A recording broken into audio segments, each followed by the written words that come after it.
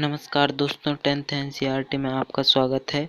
आज हम कक्षा 10वीं विषय हिंदी पद्यखंड से अध्याय 2 करेंगे, जिसमें अध्याय 2 दिया है वात्सल्य भाव। तो इसमें हमें दो भाग दिए गए हैं। पहला है कवितावली और दूसरा है सोए हुए बच्चे से। तो इसके हम प्रश्नोत्तर देखने वाले हैं। तो पहला क्वेश्चन है, सखी प्रातःकाल किसके द्वार पर जाती है? तो इसका आंसर है अयोध्या नरेश राजा दशरथ के द्वार पर।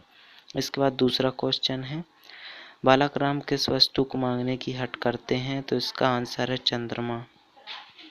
इसके बाद तीसरा क्वेश्चन है, तो तीसरा प्रश्न हमें यहाँ पर दिया गया है, बच्चों की आंखों की तुलना किससे की गई है? तो इसका उत्तर है तितली के पंखों से। इसके बाद चौथा प्रश्न है, तुलसीदास जी के मन मंदिर में सदैव कौन विहार करता है? तो अयोध्या नरेश राजा दशरथ के चारों पुत्र। इसके बाद पांचवा, ईश्वर ने रोगों को दूर करने के लिए क्या दिया है? तो इसका आंसर है औषधियाँ।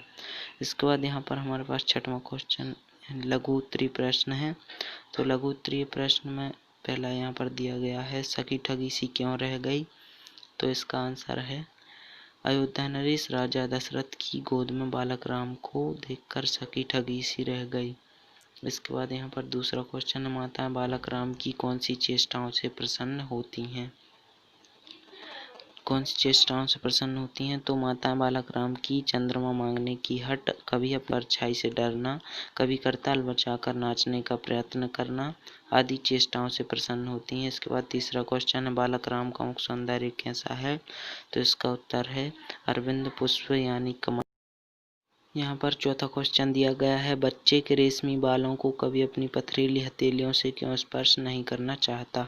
तो इसका आंसर है बच्चे के रेशमी बालों को कभी अपनी पथरीली हथेलियों से स्पर्श नहीं करना चाहता, क्योंकि इससे बालक को जीवन के संघर्षों का और कठिनाइयों का ज्ञान हो जाएगा और नन्हे शिशु का मन खिन्न हो जाएगा, कोमल मन खिन्न हो जाएगा।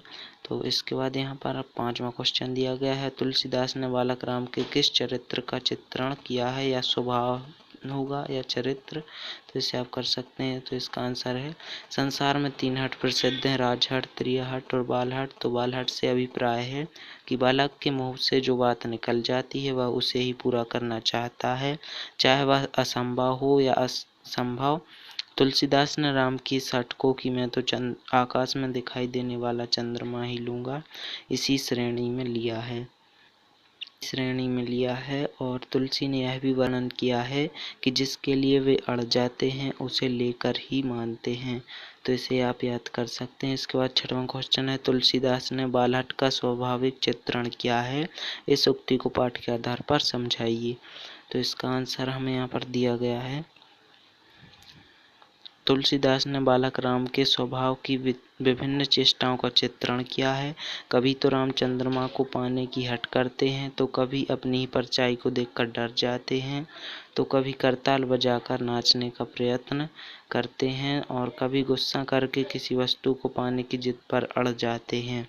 तो ये क्वेश्चन थे। इसके बाद सातवां है, हरिनारायण व्यास ने अपने ख्यालों की किन कमियों की ओर संकेत किया है? तो इसका उत्तर है, हरिनारायण व्यास ने ख्यालों की इन कमियों की ओर संकेत किया है कि उनके ख्याल दुनियादारी की लपटों में झुलस गए हैं।